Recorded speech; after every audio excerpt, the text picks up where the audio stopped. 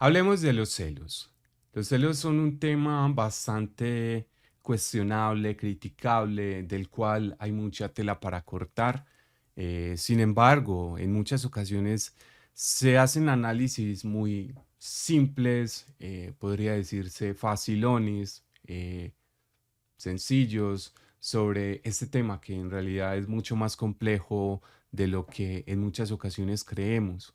Generalmente lo que se dice de los celos es que son debidos a la conformación de la monogamia, de la propiedad privada, y que responden a una construcción social, y eso en parte es cierto. Sin embargo, en realidad los celos son mucho más amplios que eso.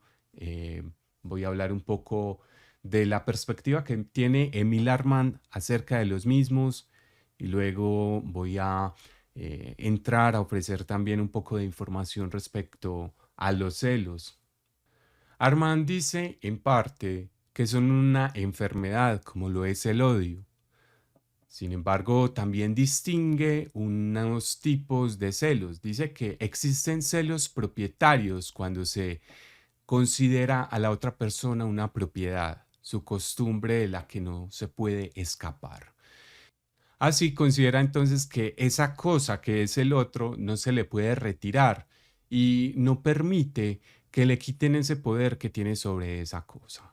Es como un objeto que he tenido, que he poseído y que de pronto me buscan arrebatar, lo que genera los celos. Esto es lo que en principio dice Armand de los celos propietarios, que hace esa distinción. Entonces, explica esta tipología de los celos de esta manera, pero vamos a ver que también hace un análisis mucho más amplio y observa otras formas de los celos, porque no todas son iguales.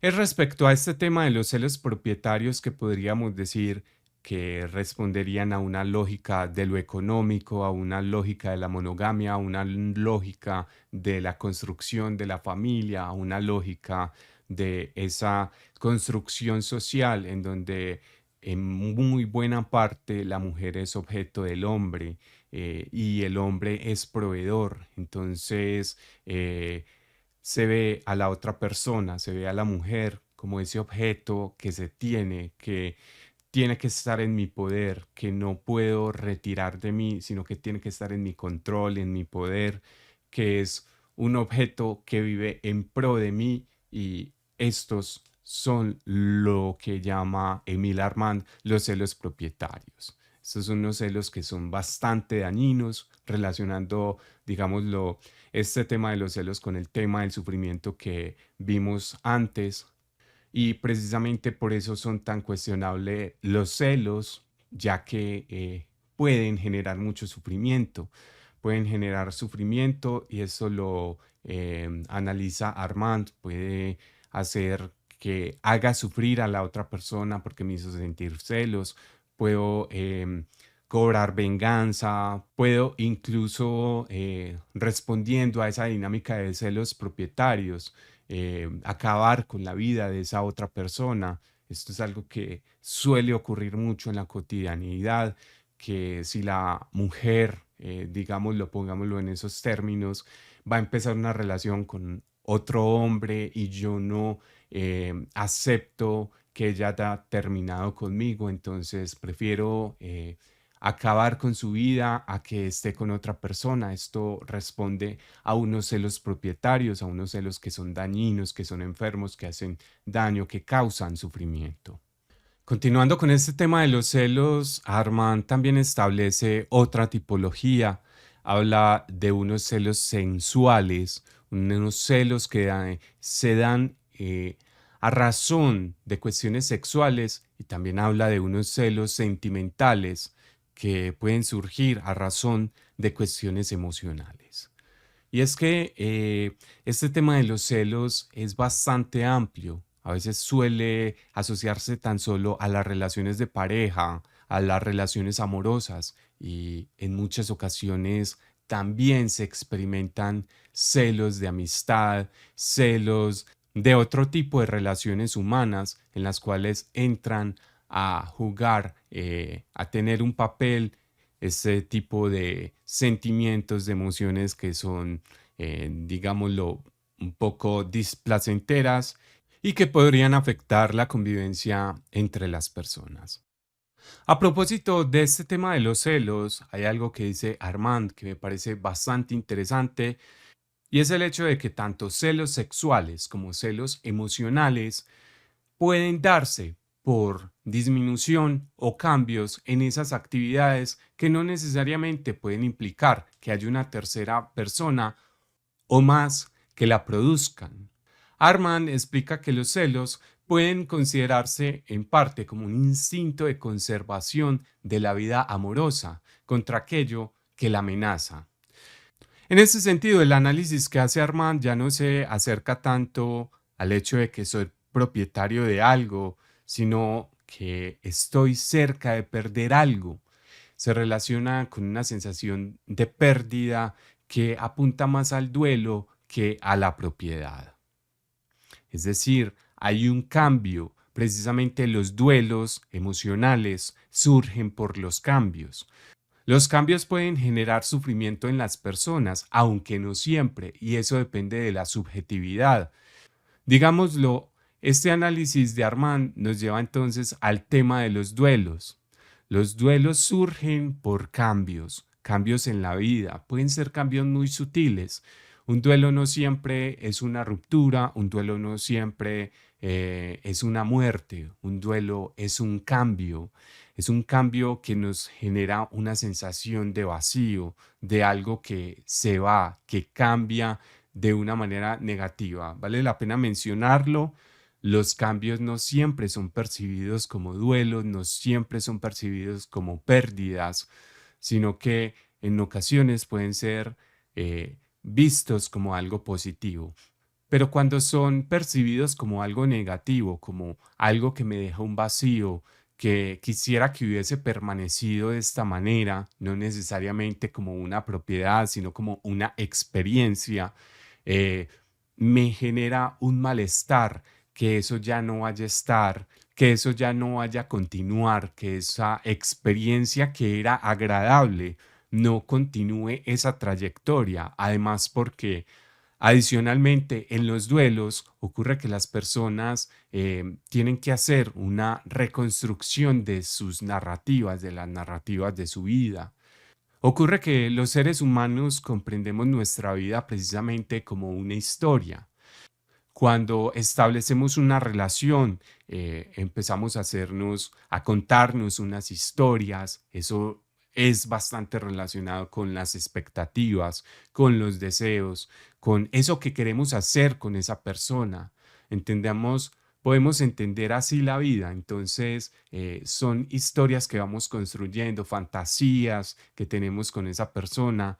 Y entonces, cuando se va desarrollando la relación, esas expectativas, esos deseos, esa narrativa que tenemos de la vida toma ese camino y pensamos que eso puede continuar durante mucho tiempo. Es más, en muy buena parte podemos pensar que eso no va a acabar. Entonces, como sigue ese mismo camino, como estamos con esa persona, esas fantasías, esas ideas, esos proyectos, esas metas, siguen ese camino y de pronto hay cambios en la relación, entonces ahí pueden aparecer unos celos debido a esos cambios en aspectos sexuales, en aspectos sentimentales, etcétera, etcétera.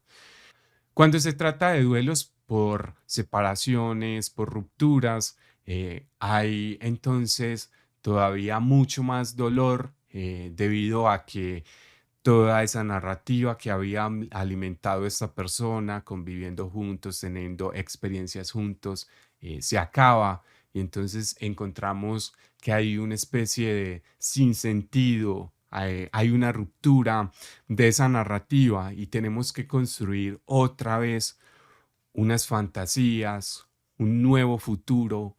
El futuro es algo que estamos reconstruyendo constantemente y si de pronto los caminos nos envían por una dirección distinta. Entonces tenemos que volver a ajustar nuestras expectativas, nuestras metas, nuestros sueños. Precisamente el futuro también es algo alimentado bastante por el lenguaje. Si no tuviéramos lenguaje, sería difícil imaginarnos un futuro. Y entonces en ese sentido es que en muy buena parte podría asociarse esta versión de Armand de los celos con algo muy cercano a los duelos, algo muy cercano a esos cambios que son percibidos de manera negativa y que causan un dolor, que causan un sufrimiento. Es un instinto, digámoslo, de conservación entonces, que no tiene que ver tanto con el hecho de que el otro sea mi propiedad, sino que es un ser con el que he experimentado experiencias, valga la redundancia, vivencias positivas, y entonces quisiera, sería normal querer entonces que esas experiencias positivas se mantuviesen con esa persona, que estuviésemos conviviendo con ella por largo tiempo. Entonces, en ese sentido, hay unos celos que podrían decirse, entre comillas, normales, naturales, hasta cierto punto, debido a que no necesariamente van a ser unos celos en los cuales yo voy a acabar con esa otra persona porque solo puede ser mía y si no es mía, entonces no es de nadie, etcétera, etcétera. Es una reacción entonces frente a la pérdida. Incluso, digámoslo, hay una forma de los celos. Estas formas de los celos, en unos términos generales, también podrían observarse en otras especies. Muchos perros, gatos y muchos otros mamíferos, los mamíferos experimentan emociones muy similares a las nuestras. También experimentan esos celos en muchas ocasiones cuando traen otro perrito, cuando traen otro gato, entonces empiezan a reaccionar frente a esa sensación de que apareció alguien más, de que hay alguien más en este hogar y entonces voy a perder ese centro de la atención. Eso también ocurre en los niños. Suelen hablar los psicoanalistas del complejo de intrusión, que para ellos es la forma en que se estructuran los duelos y es esa manera en que el niño es desplazado por primera vez, digámoslo, por un hermano o por otro niño que pueda ser de la familia, digámoslo, un primo, etcétera, etcétera, y que para ellos esta manera en que se responde es traumática y termina estructurando los celos, como los va a experimentar la persona a lo largo de su vida.